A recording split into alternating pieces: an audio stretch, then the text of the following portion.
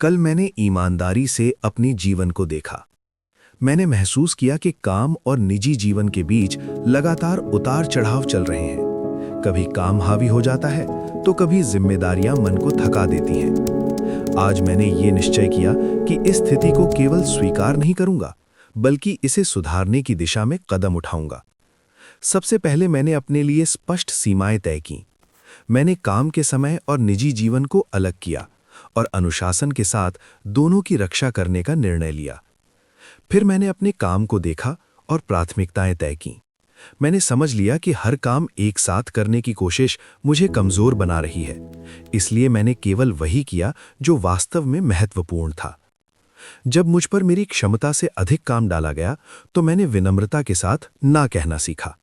मैंने स्पष्ट किया कि सही समय पर सही काम ही बेहतर परिणाम देता है। इसके बाद मैंने समय को दौड़ने नहीं दिया, बल्कि समय का सही उपयोग करना शुरू किया।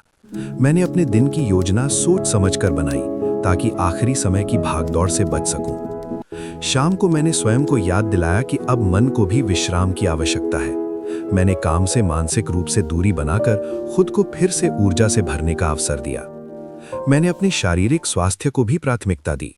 पूरी नींद, संतुलित भोजन और थोड़ी सी गतिविधि ने मेरे मन और कार्यक्षमता दोनों को बेहतर बनाया। मैंने ये भी समझा कि परिवार और मित्र मेरे जीवन की बाधा नहीं, बल्कि मेरी ताकत है। इसलिए मैंने उनके लिए समय निकालना शुरू किया। धीरे धीरे मैंने अपने काम को अपने उद्देश्य और मूल्यों से जोड़ना शुरू किया। जब काम का अर्थ स्पष्ट हुआ, तो तनाव कम और संतुष्टि अधिक हो गई। मैंने अपने प्रबंधकों के साथ अपेक्षाओं पर खुलकर संवाद करना शुरू किया। इससे अनावश्यक दबाव और भ्रम अपने आप कम होने लगे। अंततः मैंने ये स्वीकार किया कि संतुलन कोई स्थिर अवस्था नहीं है।